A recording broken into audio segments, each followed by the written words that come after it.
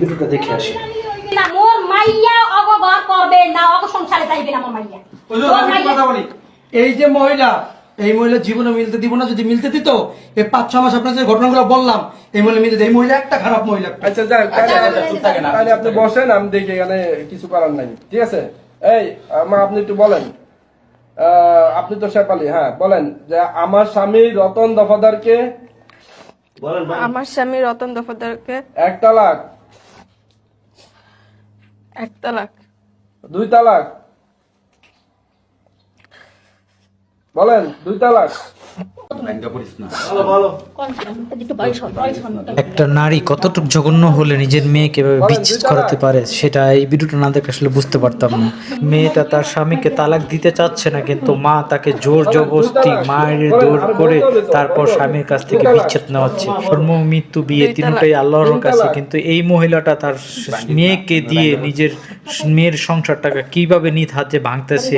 মেয়েটা চাচ্ছে না তার স্বামীকে তালাক দিতে, তার বুকটা ফেটে যাচ্ছে, এটা পুরো বোঝা যাচ্ছে। তারপরে সে কি দরজালের মতন, এমন দরজাল মহিলা আমি আমার জীবনে কখনো দেখি নাই। আপনারা দেখছেন কিনা অবশ্যই বলে যাবেন।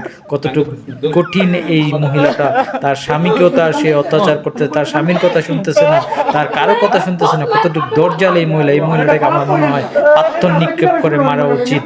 আপনারা কি বলেন সেটা আমাকে একটু কমেন্টে বলে যাবেন, আর বেশি বেশি করে এই ভিডিওটা শেয়ার করে দিবেন।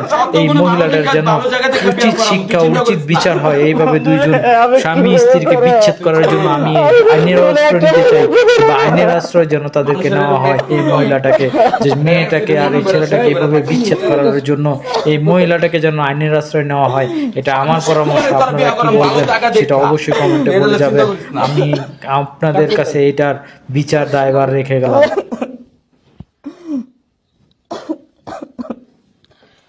এরকম ভালো পোলা পাইতে অনেকই আছে, বুঝছ নাই? কেউ পায়া দন হারাইতে কতক্ষণ? ভালো, এই 3 বছর ধরে মাইয়ার বিয়ে দিয়ে 3 বছর ধরে দেখছি। ঠাকুর দেন, নাম লেখা।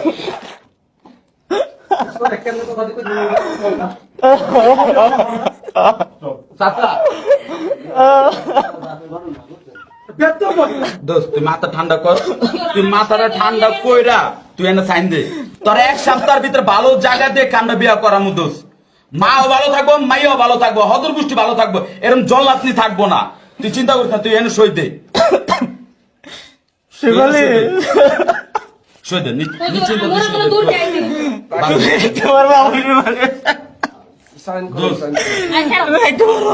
বন্ধু, তুমি বন্ধু বাবু একটু বুঝো, বোঝার চেষ্টা করো। তুমি এনে সই দিয়ে দাও। এখন তো হয়ে গেছে সব। ও তো তালাক দিয়েই দিছে, হ্যাঁ না? তোমার